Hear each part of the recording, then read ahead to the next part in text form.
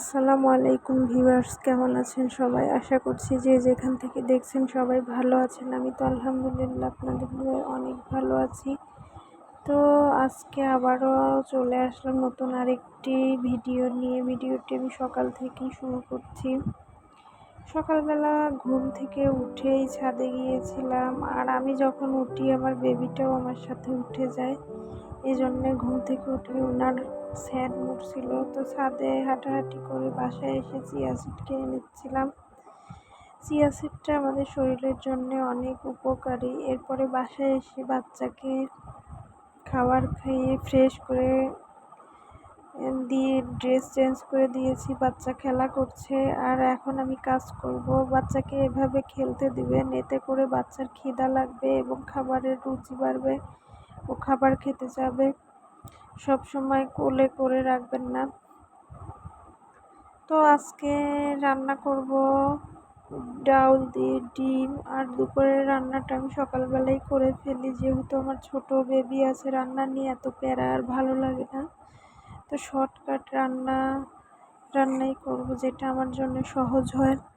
ডাউল আর ডিম রান্না করব। জানি না এই রান্নাটা কার কাছে কেমন লাগে, তবে আমাদের বাসায় সবার ভীষণই পছন্দ, বিশেষ করে বাচ্চারা। তো এটা হলে আর কোনো কথাই নেই। ধরুন আমি ডাউলটা প্রথমে ভালো করে ভেজে নিয়েছি।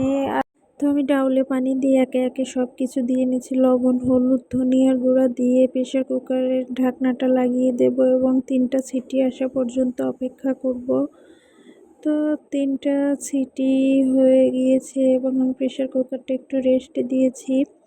তো এতে আমার প্রেশার কুকারের ঢাকনাও ইতিমধ্যে খুলে গিয়েছে এবং আমি একটু পেঁয়াজ তেলে দিয়ে বাগার দিয়ে দেব ডাউলের মধ্যে। এখানে আমি পেঁয়াজ, রসুন আর শুকনো মরিচ কুচি নিয়েছি, আর সব শেষে আস্ত জিরা দিয়ে দেব। তো আমার ডিমটা ভাজার কথা মনে ছিল না, এই জন্য তেলের মধ্যে আবার লবণ আর হলুদ দিয়ে ডিমগুলো ভেজে নিচ্ছি। এখন ডাউলের মধ্যে এগুলো দিয়ে দেব।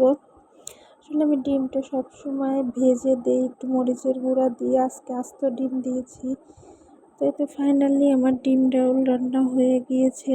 এখন খাবার পালা। আর ট্রাস্ট মি, আজকের এই ডিম আর ডাউল রান্নাটা খুবই মজা হয়েছিল।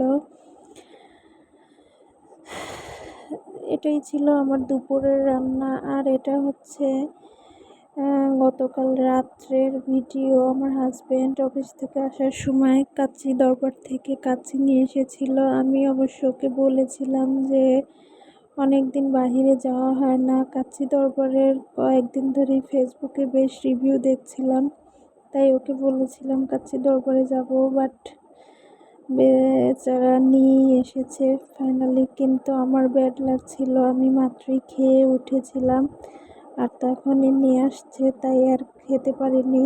যাই হোক, এটা কোনো ব্যাপার না।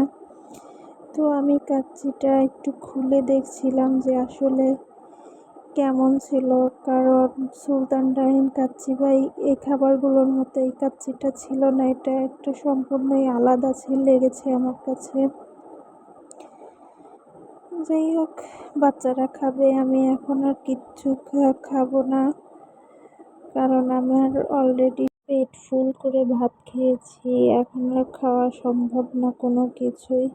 যাই হোক, ভালো থাকবেন এবং আমার চ্যানেলটি সাবস্ক্রাইব করবেন। আল্লাহ হাফিজ।